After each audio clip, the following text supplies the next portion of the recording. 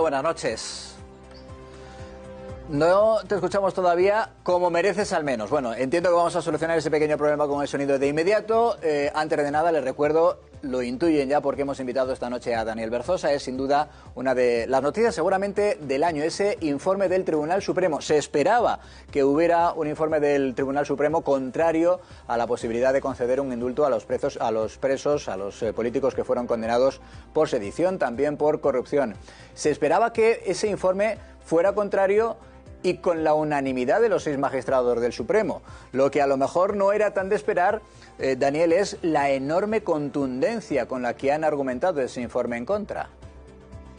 Bueno, es posible que efectivamente esa contundencia, ese carácter incisivo, sistemático y de resultado demoledor, seguramente no porque lo hayan querido, sino porque efectivamente al examinar los diferentes elementos que se le han planteado y que tenían que dar lugar a ese informe, la forma incuestionablemente errónea como los solicitantes del indulto lo han planteado, ha hecho que al examinar las distintas cuestiones que le han puesto, de como resultado, pues la evidencia de que no hay arrepentimiento, de que el juicio ha sido perfectamente justo y las penas son completamente proporcionales, de que no solamente es que no hay arrepentimiento, que se podría discutir o se discute por una parte de la doctrina, aunque luego lo salvan, sino que es que los que han intervenido han dicho, y por escrito, el propio 5 de mayo, uturbaremos fe, o sea, lo volveremos a hacer, o sea, ni siquiera lo volvería a hacer, ¿no?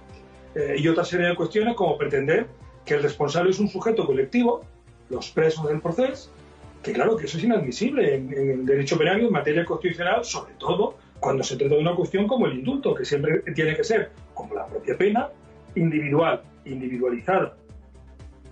Bueno, Daniel, vamos a, ya que eres nuestro profesor particular, a una clase magistral, duda por duda, de las que todavía quedan en torno a esa figura del indulto, y algunos de esos argumentos que efectivamente ya has deslizado aparecen en el informe de 21 folios de esos 6 magistrados del Supremo. Vamos a ver, de entrada, a recapitular algunas de esas dudas que todavía quedan en torno a la figura del indulto, y de inmediato las respondemos con el profesor. María.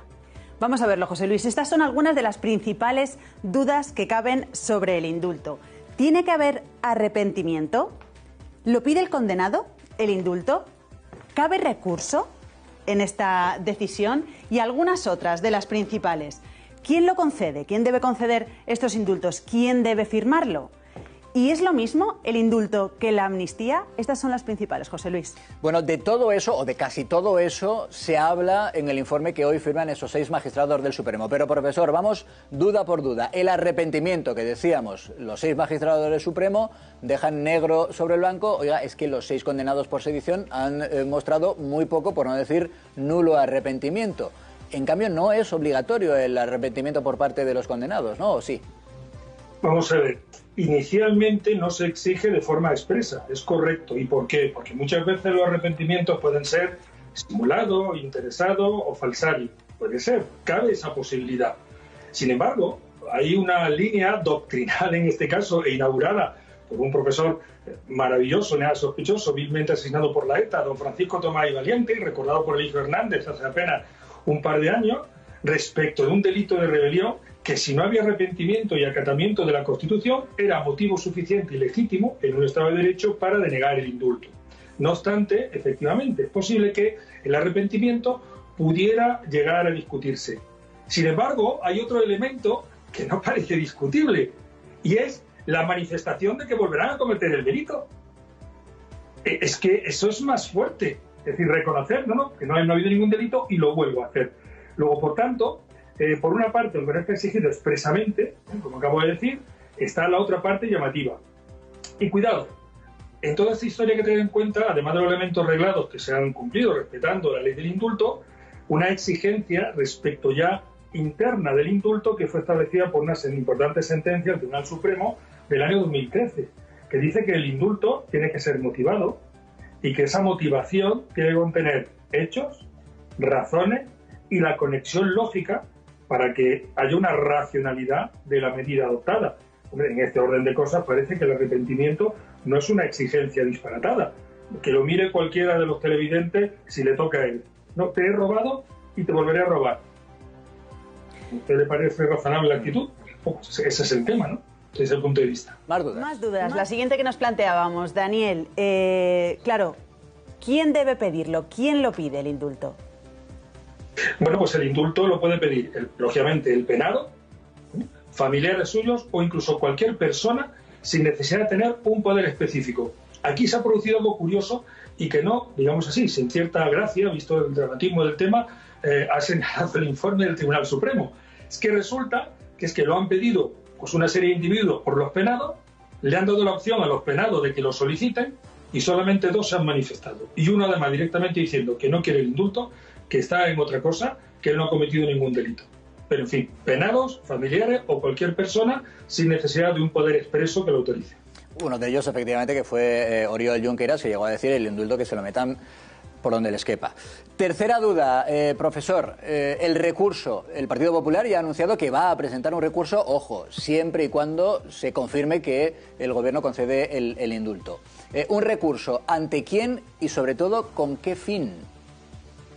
Claro, vamos a ver. Bueno, damos por hecho, o si no estamos teorizando, primero tendrá que aprobarse el indulto, efectivamente, y luego en su caso plantear el recurso. Bueno, parece que no hay ninguna duda de que ese recurso, en caso de estar en contra del indulto concedido, lo pueden plantear las personas que han sido parte del proceso. De hecho, habitualmente quien lo plantean son las víctimas, porque están en contra. En este caso, al no haber víctimas, por decir así, identificadas, ¿quién podrían ser? El Ministerio Fiscal, la Abogacía del Estado y el partido Vox, que fue el que ejerció la acusación popular.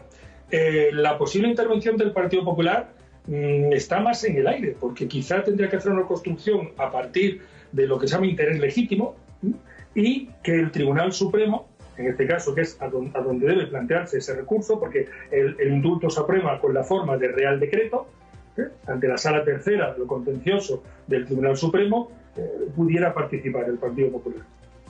Daniel, la siguiente duda que nos planteábamos, ¿quién concede el indulto? Hemos visto los informes ya de la Fiscalía, del Supremo, se dirige ante el Supremo, pero ¿quién concede ese indulto? Bueno, sustancialmente, materialmente, es decir, ¿quién toma la decisión política en su caso? El Gobierno de la Nación, el Consejo de Ministros, a propuesta del Ministro de Justicia. Es verdad que como es una injerencia del Poder Ejecutivo en el Poder Judicial, tradicionalmente se reservaba al jefe del Estado esa facultad y desde el punto de vista formal, como además se expide mediante Real Decreto y la Constitución establece que corresponde a Su Majestad el Rey expedir los decretos acordados en Consejo de Ministros, formalmente tendría que ser efectivamente sancionado por Su Majestad el Rey. Pero la decisión, si hay o no hay indulto, la va a tomar el Consejo de Ministros a propuesta del Ministro de Justicia. Bueno, esa es otra, efectivamente. Lo has dejado caer, pero puede ser un papelón en ciernes. Evidentemente, ese indulto hipotético lo tendría que firmar Su Majestad el Rey. Bueno, la amnistía frente al indulto, que no son lo mismo. De hecho, los magistrados en esos 21 folios de su informe de hoy dicen no es competencia de este informe determinar si la amnistía encaja o no en nuestro ordenamiento jurídico, pero recordamos que la amnistía se utiliza mucho, dicen los 6 magistrados, en regímenes no democráticos. No tiene nada que ver el indulto que se plantea al gobierno con lo que ya le piden los independentistas, que es la amnistía, ¿verdad? Exacto, no tiene absolutamente nada que ver. El indulto, que además debe ser individualizado, una vez que se ha pronunciado la condena firme y se está cumpliendo, además la Constitución prohíbe expresamente que se puedan aprobar indultos con carácter general, y el tema de la amnistía, y aquí tampoco me quiero extender por si acaso, no tiene nada que ver porque sobre todo entre los penalistas hay una división, en los constitucionalistas yo creo que menos. Creo que nuestra Constitución no admite la amnistía en ningún caso, no la admite individual, no la admite general, y además las finalidades del indulto y de la amnistía son completamente distintas. ¿De acuerdo? La amnistía supone un borrado total, por decir así, una desaparición por completa, mientras que en el indulto, de los antecedentes penales, en el indulto lo que hace es que la pena cesa o se atenúa en función de que sea un indulto total o parcial, pero, por ejemplo, los antecedentes penales siguen estando vigentes hasta que, lógicamente, cumplidos los requisitos, estos se extingan. Pues, profesor, nos tiene usted ya para examinar, ¿eh? Hemos estado tomando notas de su clase magistral y yo creo que ya nos puede examinar. Un abrazo muy fuerte. Gracias por su tiempo y por el análisis. Muchas gracias. Gracias. Daniel Berzosa, profesor de Derecho Constitucional. Saludamos en 10 segundos.